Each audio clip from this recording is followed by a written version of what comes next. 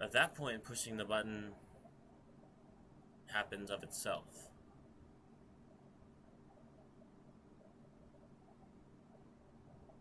That's the sudden escape. That's the Sly Man.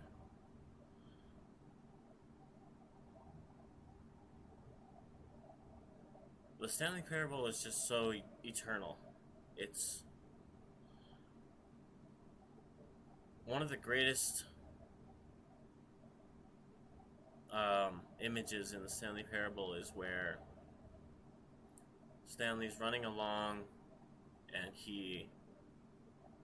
instead of continuing into the same door that he's gone into over and over, because here's the thing, hesitation. You, as you go through the doors that are in Stanley's office, you start to notice that they close. You walk through the door closes. This is this is a Zen uh, image because when you walk through a door, turn around and realize there was never a door. Um, that's one of the images for Zen for understanding the direct pointing to the human mind.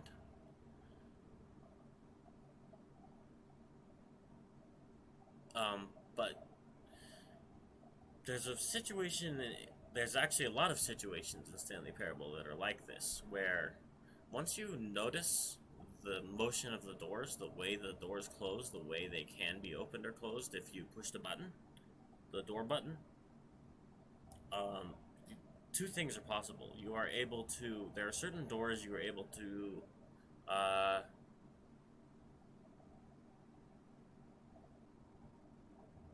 what's the word I'm looking for? This is fructose. You're able to fool the door. You're able to bamboozle it. That's the word I was looking for. You bamboozle the boss's office door. The boss's office door bamboozle is such. Stanley goes to enter the boss's office, except he doesn't. He backs up instead of going. Boss's office door closes. Narrator is gone. This is the sudden escape. Um, Stanley, the door is closed, so he cannot go through the freedom ending at this point. So what you do is you go back. You go all the way back to the set of two open doors. Only one of them is open. You can't go take any other paths. The path you've taken is there. You go back through it. And a new door is available. Through that door is an elevator and a stair architecture. And what Stanley does here is climbs the stairs from something like floor 780. And there's quite a bit of climbing until you presumably reach what is the top at these stairs. Every single floor is identical, supposing Stanley's office is eternal and is a construct of something. It's a construct of button pushing. It's a construct of what it means to live, to experience, to have XP, to have adventure, to have a story. But the narrator's gone when you hesitate, when you go to the boss's door but you don't go. The boss's door closes, you go back to the beginning, you climb the stairs, and you suddenly escape. The whole parable is describing Stanley's button pushing actualization, his technological aliveness, and his eternal suchness, essentially. I'm currently in an idea pile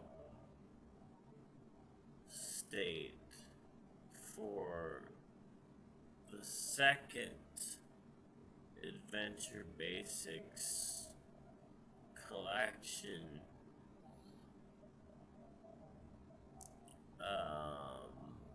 which must get made.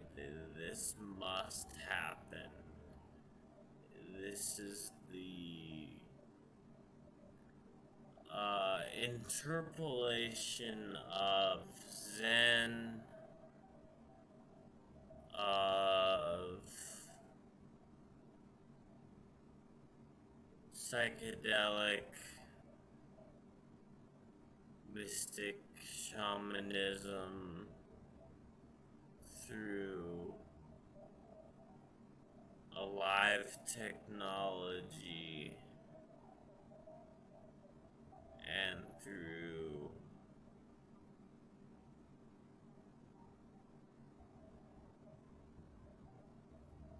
The parable. The parable's the only word that is able to convey what I'm doing with the adventure format here. So this session is a draft for where we go. I've crafted the first session of Stanley. Someone was fooling Stanley is the title of this series. It was very, very clear that that was the title. Right away, it was instantly apparent someone was fooling Stanley.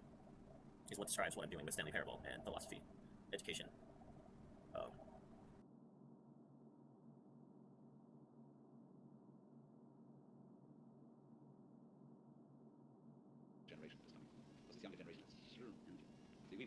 You know, I've been spending the last 2 hours here embroiled in thought, and it's occurred to me, this game is incomplete. It's missing something. It still doesn't have that oomph. What is it, I thought to myself? What could possibly be missing from this incredible experience? And then in a moment of rapture, as though delivered by angels, it came to me. Before this moment, I was blind, but those days are behind us. I now understand the true manifestation of this game. It needs a puppy. That's right, this puppy is being lowered toward an aquarium filled with nothing but piranha. Now you have to click the second button to avert the puppy's death in addition to the baby's. This is it, Stanley. Art! I did it! Video games are art! But you have a good 2 hours or so to go, so I'll just let you get to that.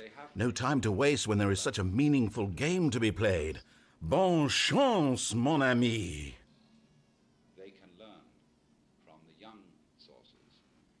If they understand that, then they can be wise and be teachers. Chance, mon ami! They can learn from the young. No time to waste when there is such a meaningful game to be played. Bonne chance, mon ami! They can learn from the young sources. If they understand that, then they can be played. Art! But you have a good 2 hours or so to go, so I'll just let you get to that. No time to waste when there is such a meaningful game to be played. Bonne chance, mon ami! They can learn from the young sources. No time to waste when there is such a meaningful game to be played. Bonne chance, mon ami! They can learn from the young sources. If they understand that, then they can be wise and be teachers. Bonne chance, mon ami! They can learn from the young sources.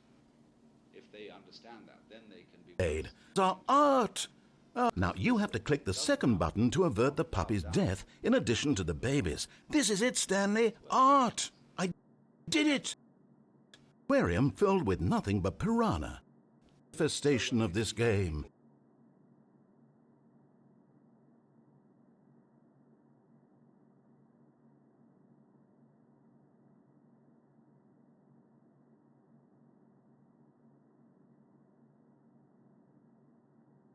It needs a puppy. That's right. This puppy is being lowered toward an aquarium filled with nothing but piranha. Now you have to click the second button to avert the puppy.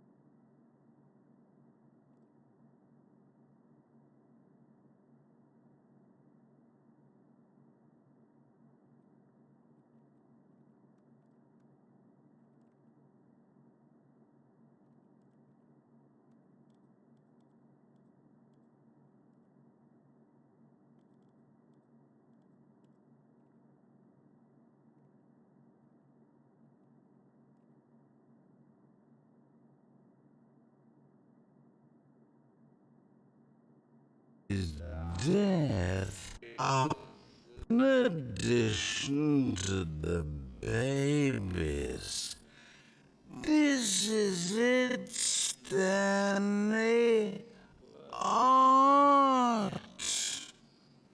I did it. Video games are art. Ah. But you have a good 2 hours or so to go, so I'll just let you get to that. No time to waste when there is such a meaningful game to be played.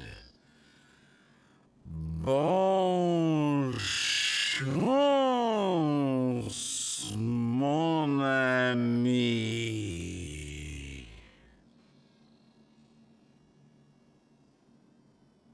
They can learn from the young sources.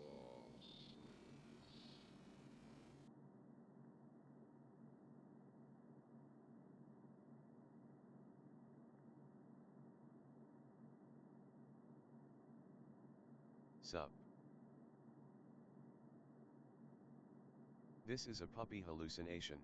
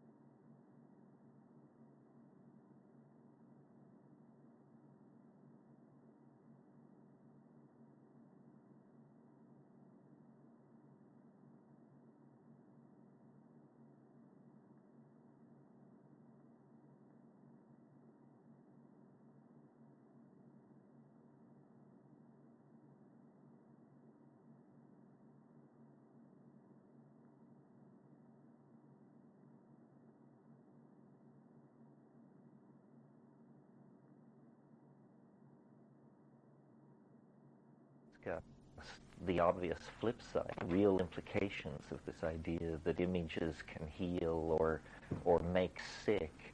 You'd have some kind of theory of propaganda or social control.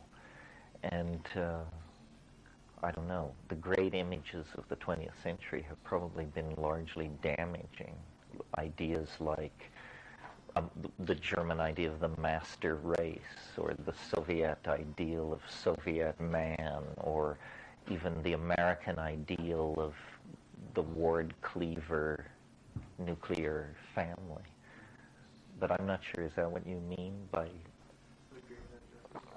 I mean, there are all kinds of ways to talk about the way the image is the image and images are impacting on the mass psyche, like just things which occur off the top of my head. The fact that at a certain level now, everyone has seen all these images from the Hubble Space Telescope that show that the universe is very corpuscular, very organic. It's more like what you see in a tide pool or on a dissecting table than what it used to be, which were bright points of light against darkness.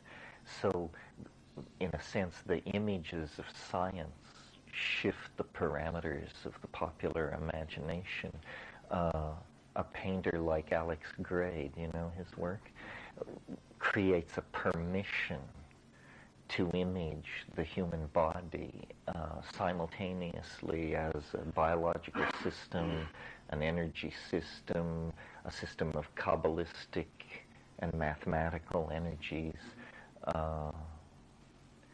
Well, science in the 20th century, I mean, and before to some degree, but certainly in the 20th century, has permitted all kinds of imaginary worlds to be entertained in the popular imagination, because most of the explanations of science involve things you can't see, hear, feel, taste, or touch. In other words, electrons, photons, electromagnetic fields, gradients of concentration, a whole conceptual vocabulary, none of which is experiential. And so our minds are permitted, and in fact can't avoid, shifting level and having all kinds of information on one level available on another level, like the popularity of quantum physical metaphors to explain large-scale events in daily life, synchronicity and telepathy and stuff like that. And there are other sources for the image, but you know, every time I go to New York, I was just there before I came here, I go to the Met and to MoMA and see whatever's showing.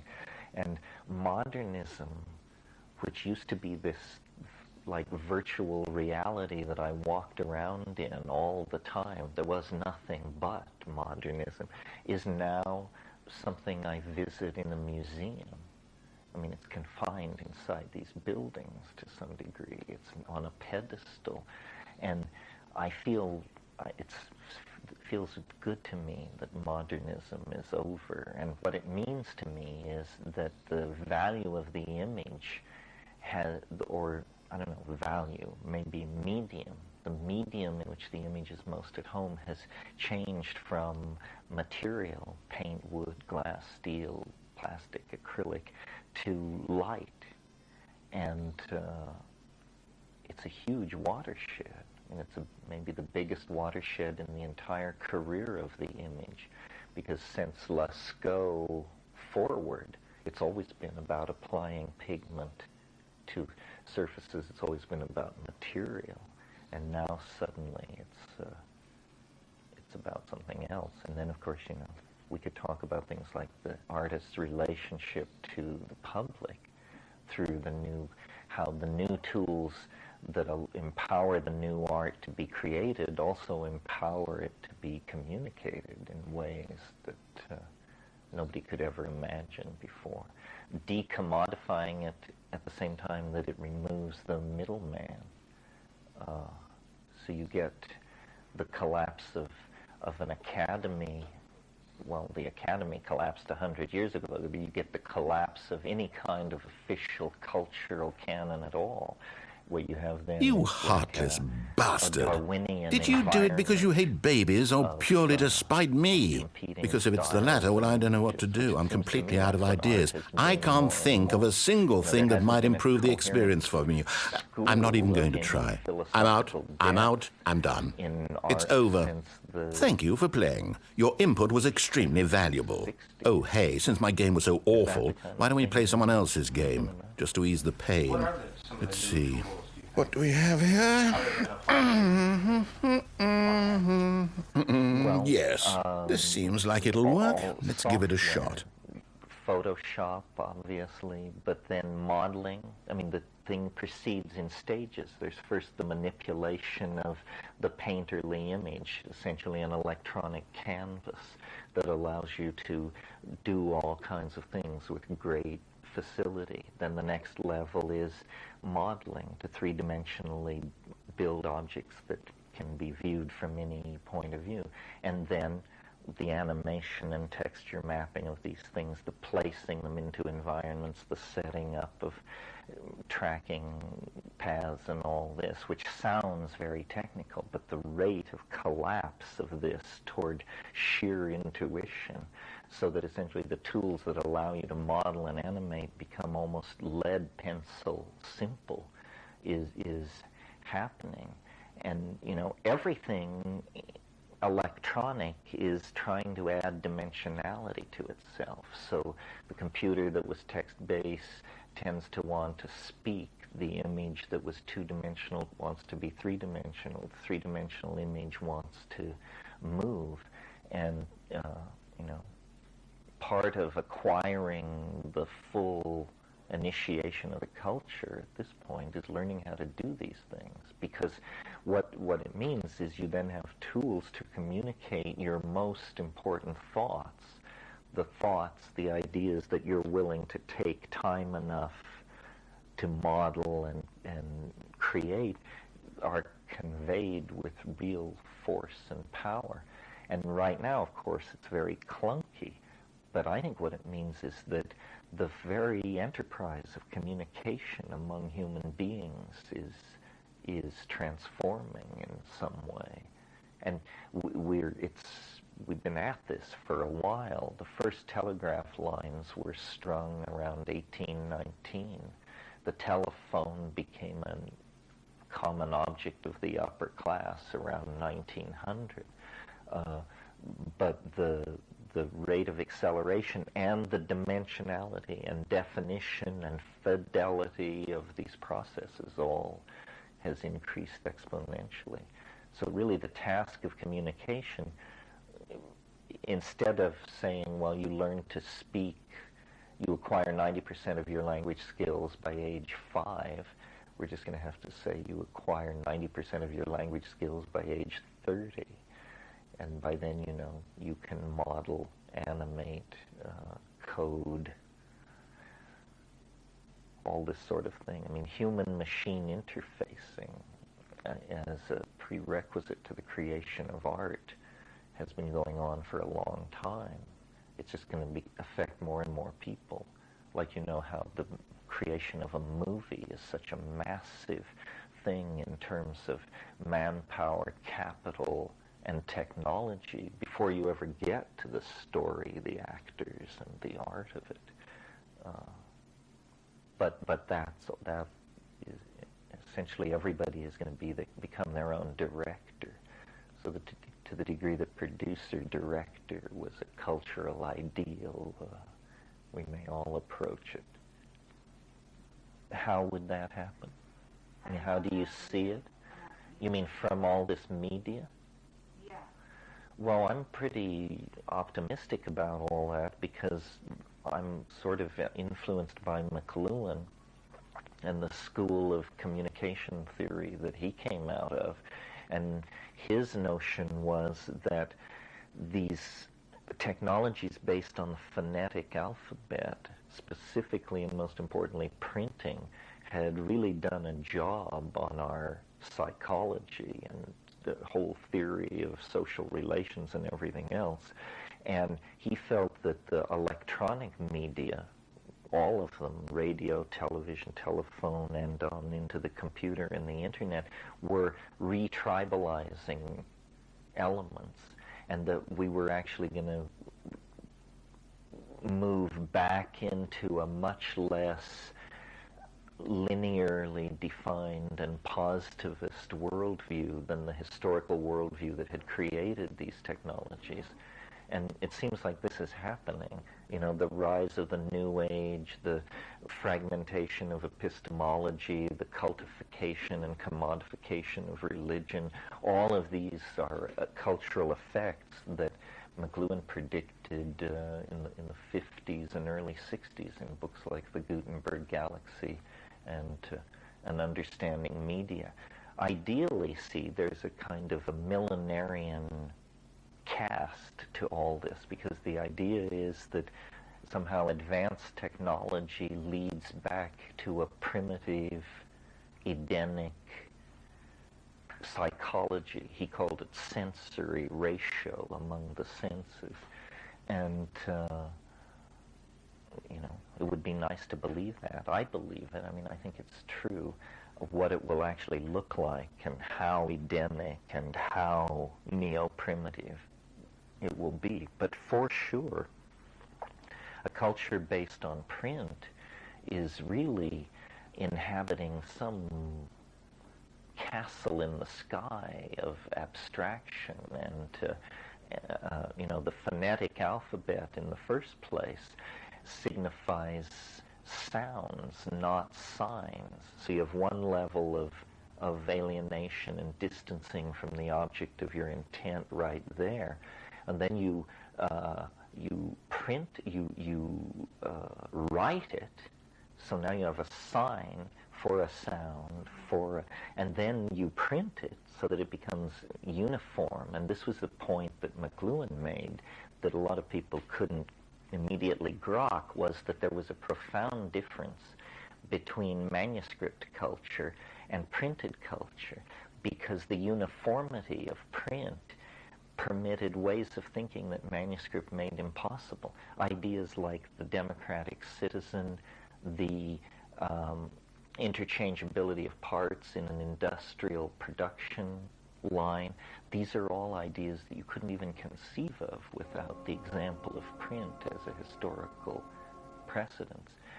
So, you know, my fantasy about all this media and communication stuff is that eventually the human imagination and the world of three-dimensional physics will seamlessly merge in a dimension where human beings are each and all some kind of god. All of this code And the all seemed to... imagination and What could it physics mean? can flow Stanley together, decided to go to the meeting and room. the art Perhaps he had simply missed that a is memo. in us intrinsically, The confusion that we and the encounter chaos so all dramatically in seemed the to melt psychedelic away as experience, Stanley embraced can the actually bucket. flow into manifestation.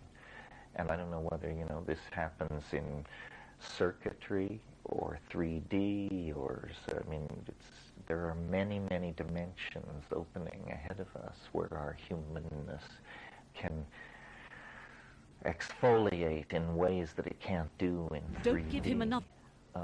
But this, you know, I wrote a book called The Archaic Revival, which was all about this letdown from the abstraction of print-created history into this post-historical, neo-archaic, electronically based, more magical, more shamanic, more gestalt kind of historical mode.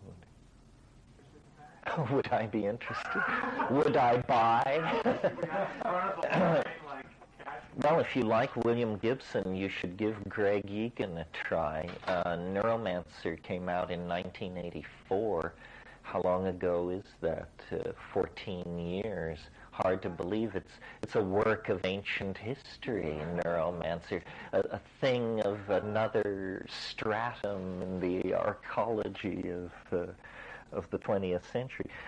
Yes. Greg Egan, thinking along the same lines, imagines downloads where it's not that you put on goggles and gloves, but that you actually become code, and, you know, pushes the reductionist notion of biology, that we are code anyway, to its logical conclusion, and says, you know, code is code, whether it knows it's code or not.